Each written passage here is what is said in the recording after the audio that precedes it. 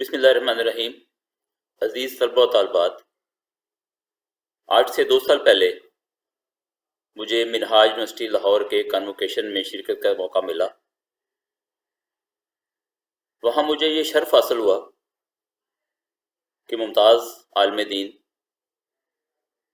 اور ایک دینی اور سیاسی تحریک کے بانی پروفیسر ڈاکٹر طاہر القادری کا خطاب سنوں۔ ڈاکٹر طاہر القادری صاحب نے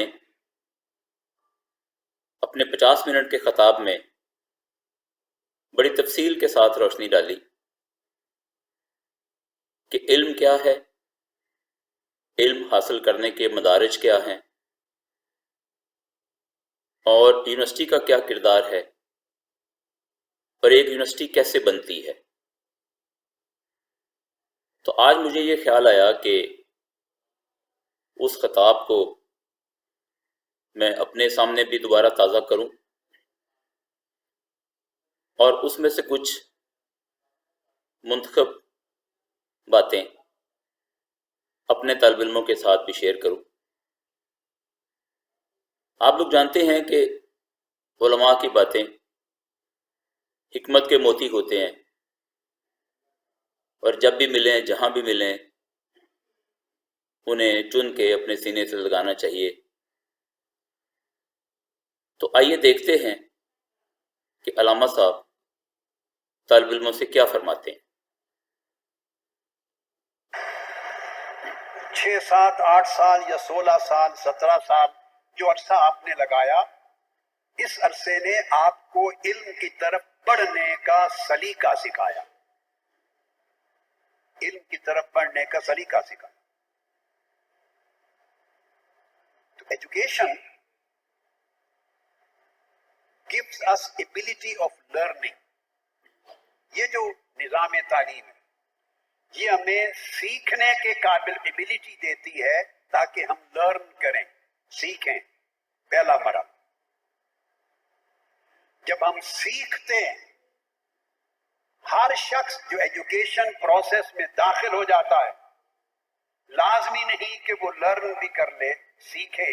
سیکھنے میں ایپٹیچیوڈ ہے، اس کا رویہ، اس کی طلب، اس کی پیاس، اس کو پڑھانے والا وہ کیا پڑھ رہا ہے، ماحول کیا ہے، یہ سارے عوامل اس کی لرننگ کو فیسیلیٹیٹ کرتے۔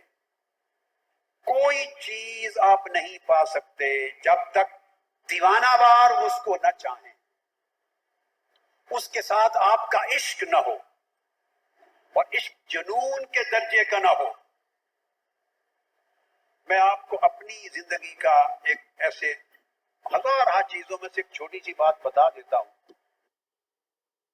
تو عزیز طالب علموں، آپ یہاں پہ ملاحظہ فرمائیں گے کہ ڈاکٹر صاحب اپنے دور طالب علمی کو یاد کرتے ہوئے ایک واقعہ سناتے ہیں کہ جب وہ پنجاب یونیورسٹی کے طالب علم تھے تو وہ کس طرح سے علم حاصل کرتے تھے اور اس کے لیے کیا قربانی پیش کرتے تھے۔ آئیے دیکھتے ہیں۔ میں پڑھتا تھا جب، تو صبح کے ایک ہلکے ناشتے کے علاوہ 3 دن تک کھانا نہیں کھاتا تھا کہ میری ساری سیرابی پڑھنے سے ہو جاتی۔ پڑھنا میری بھوک کو ختم کر دیتا تھا۔ میرے کلاس فیلوز اس بات کے گواہ ہیں جنہوں نے پنجاب یونیورسٹی میں زندگی گزاری میرے ساتھ، اور جو 3 دن کھانا نہیں کھاتا تھا اس میس کے جو پیسے بچتے ان سے انارکلی سے آ کر کتابیں خرید کے لے جاتا۔ پرانی انارکلی میں زمین پر لوگ بیچا کرتے تھے۔ 3 دن میس کا کھانا نہ کھا کے چوتھے دن کھانا کھانا، پھر 3 دن فاقہ، پھر 1 دن کھانا کھانا، پھر 3 دن فاقہ۔ ان پیسوں سے میں کتابیں خریدتا تھا۔ گھر سے کمی نہیں تھی پیسوں کی، میرے والد گرامی پیسے بھیجتے تھے، بہت پیسے بھیجتے تھے، پریکٹسنگ ڈاکٹر تھے، مجھے پنجاب یونیورسٹی سے اسکالرشپ بھی ملتا تھا، پیسوں کی کمی نہیں تھی۔ وہ پیسے اپنے غریب کلاس فیلوز کے اوپر خرچ کرتا تھا اور میس فاقہ کر کے اپنی کتابیں خریدتا تھا۔ اور وہ اس فاقے میں اتنا سیر ہوتا تھا کہ مجھے بھوک نہیں لگتی تھی اور کمزوری بھی نہیں ہوتی تھی۔ عزیزان محترم، جب آپ کو کسی چیز کی ایک ہوتی ہے طلب، طلب سے آگے تڑپ، اور وہ تڑپ پیاس بن جائے، عشق بن جائے، جنون بن جائے، جب جنون بنتا ہے تو پھر یہ خیال نہیں رہتا کہ کیا کھایا اور کیا نہیں کھایا، اور جنون کی حد تک گئے بغیر آپ جس شے کو لینا چاہتے ہیں وہ ملتی نہیں۔ مجنوں بنے بغیر لیلا نہیں ملتی، اور مجنوں عاشق بنے بغیر رب نہیں ملتا، رب کی نشانی نہیں ملتی، کسی شے کے قریب نہیں جاتے جب تک آپ کی طلب عشق سے بڑھ کر جنون میں داخل نہ ہو جائے۔ تو طالب علموں، یہاں آپ دیکھیے کہ ڈاکٹر صاحب کیا فرما رہے ہیں اگلے چند لمحوں میں کہ کون سی ایسی چیز ہے جو علم میں سب سے بڑی رکاوٹ بنتی ہے، اور اگر طالب علم اس رکاوٹ کو دور کر لے تو وہ عالم بن سکتا ہے۔ آئیے ملاحظہ فرمائیے۔ اور ایک بات میں خاص کہہ دوں میرے بیٹے بیٹیوں، نخرے سے علم نہیں آتا۔ ہم چاہتے ہیں نخرہ بھی رہے اور علم بھی حاصل ہو، علم اور نخرہ اکٹھے نہیں ہوتے کبھی۔ علم کا اپنا نخرہ بہت ہے، علم ایک بہت بڑی دولت ہے، یہ اللہ کے ایٹریبیوٹس میں سے ہے۔ الرحمن علم القرآن، اللہ معلم ہے، اور اس نے اپنی تعریف علم کے نام سے بڑی کی ہے۔ قرآن کو علم کہا ہے، حضور علیہ الصلوۃ والسلام کی تعریف علم سے کی ہے۔ علم اس کے ایٹریبیوٹس میں سے، عالم الغیب والشہادہ فوق کل ذی علم علیم، علم کی کوئی حد نہیں ہے۔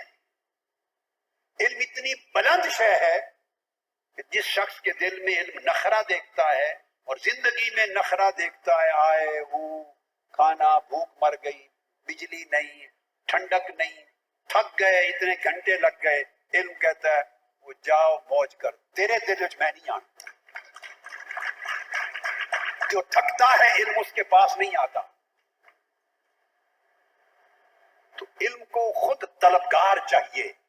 جب علم یہاں دیکھیے کہ ڈاکٹر صاحب آپ کیا فرماتے ہیں کہ جب انسان کو علم حاصل ہو جاتا ہے، اس کی ذات میں علم آ جاتا ہے، تو اس کی سوچوں میں، اس کے رویے میں کس طرح کی تبدیلی آتی ہے۔ آئیے ڈاکٹر صاحب سے سنتے ہیں۔ اپنے کریٹو نالج پہ پہنچتا ہے، اس میں تنگی نہیں رہتی، اس وجہ سے اہل علم تنگ نظر نہیں ہوتے، اور جو تنگ نظر ہوتے ہیں وہ صاحبان علم نہیں ہوتے۔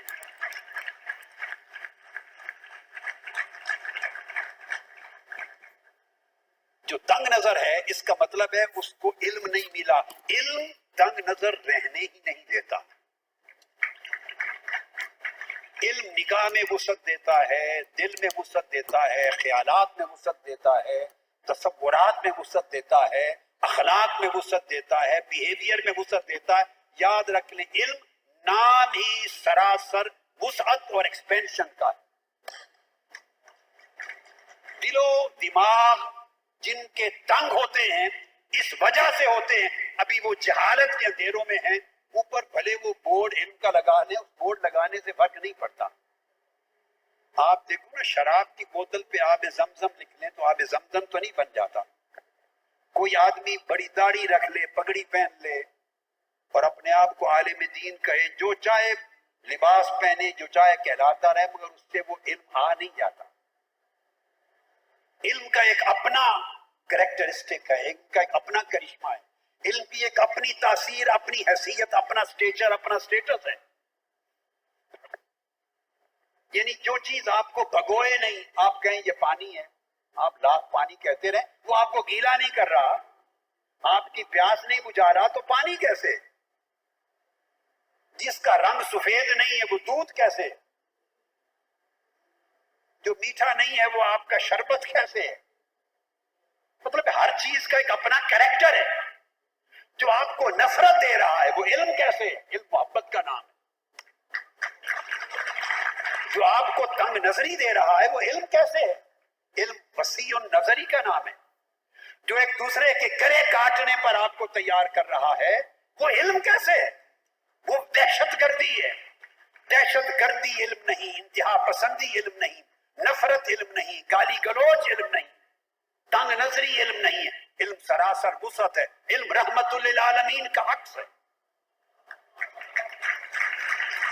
علم رحمت للعالمین کا عکس ہے. آگے بڑھیے، علم رب العالمین کا عکس ہے. رب العالمین کا عکس ہے. جیسے اللہ کی شان ہے، کوئی اسے مانے یا نہ مانے، رزق اس بات پہ اس نے منحصر نہیں کر رکھا کہ مجھ سارا دن جو گالی دیتا رہے اللہ کو، اس کو بھی رزق دے گا. جو سارا دن بتوں کو پوجتا رہے، شرک کرتا رہے، اس کو بھی شفا دے گا. جس طرح ربوبیت میں وسعت ہے، اس طرح عطا کردہ نعمت علم میں وسعت ہے. تو ایکسپینشن دیتا ہے. جب ایکسپینشن ملتی ہے علم میں، اس سے ارتقاء، ڈیولپمنٹ، ایوولوشن اور پروگریشن پیدا ہوتی ہے. پروگریشن، علم پروگریس کرتا ہے، پھر وہ رکا نہیں رہتا، سٹیٹک نہیں رہتا.